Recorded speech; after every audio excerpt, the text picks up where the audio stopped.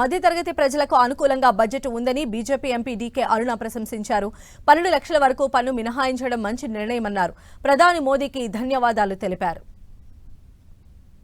బడ్జెట్లో ఎంతో కాలం నుంచి ఎదురు చూస్తున్నటువంటి మధ్యతరగతి కుటుంబాలు ఎంతో కాలం నుంచి ఎదురు చూస్తున్నటువంటి మధ్యతరగతి కుటుంబాలు ఇవాళ పార్లమెంటులో గతంలో 7 లక్షల రూపాయల వరకు ఎలాంటి ట్యాక్స్ లేనటువంటి పరిస్థితిని ఇవాళ ఒకేసారి డబుల్ ఆల్మోస్ట్ 12 లక్షల రూపాయల వరకు కూడా ఆదాయం ఉన్నటువంటి వారికి సంవత్సరానికి 12 లక్షల రూపాయల ఆదాయం ఉన్న వారికి ఎలాంటి ఒక రూపాయి కూడా ట్యాక్స్ లేకుండా ఈరోజు ట్యాక్స్ ఎగ్జామ్షన్ ఇవ్వడం శుభసూచకం.